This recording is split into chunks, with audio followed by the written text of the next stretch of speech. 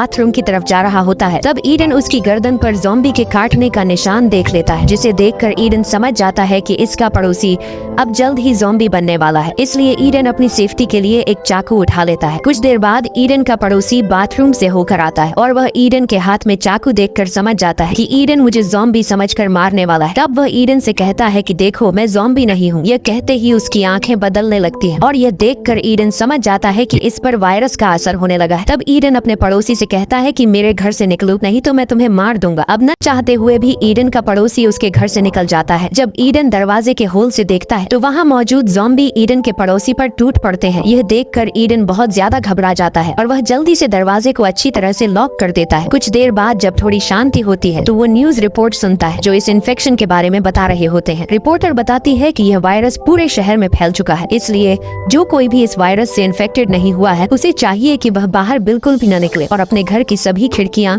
और दरवाजे बंद करके अपने घर में रहे। यहाँ ईडन अपनी फैमिली को कॉल करने की कोशिश करता है, लेकिन सारी लाइनें बिजी होती हैं।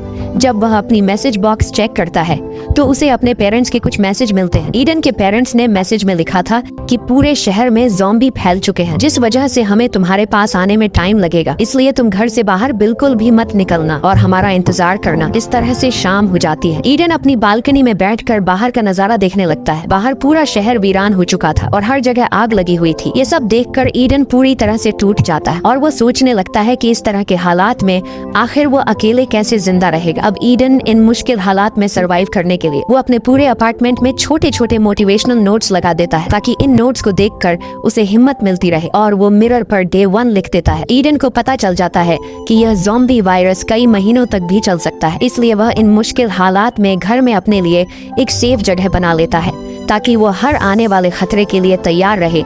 इस तरह से दिन गुजरते हैं और एक हफ्ता बीत जाता है। रात को वो अपने लैपटॉप पर अपनी एक वीडियो रिकॉर्ड करता है जिसमें वह बताता है कि इस बंद अपार्टमेंट में उसके दिन कैसे गुजर रहे हैं। साथ ही वो अपने पेरेंट्स को भी कॉल करने की कोशिश करता है, पर मोबाइल का सिग्नल काम नहीं कर रहा होता। वक्त के साथ साथ अब ईडन को अकेलापन महसूस होने लगता है और एक दिन जब उसे पता चलता है कि उसके किसी भी नल में पानी नहीं आ रहा है तो ये देखकर वह बहुत ज्यादा परेशान हो जाता है। और ऊपर से ईडन के पास खाना भी काफी कम बचा था, इसलिए वह थोड़ा सा खाना खाकर गुजारा करने लगता है। ईडन ज़ॉम्बियों से घिरे हुए शहर के बीच में अकेला फंसा हुआ था। उसे कुछ खबर नहीं थी कि बाहर की दुनिया में क्या चल रहा है। एक दिन ईडन जब लैपटॉप में कुछ देख रहा होता है तभी उसे किसी के आहट सुनाई देती है। वो जल्दी से खुद की सेफ्टी के लिए एक बेसबॉल बैट ले लेता है और तभी हम देखते हैं कि छत में बने वेंटिलेशन के रास्ते से एक इन्फेक्टेड लड़की ईडन के अपार्टमेंट में कूद जाती है। यहाँ ईडन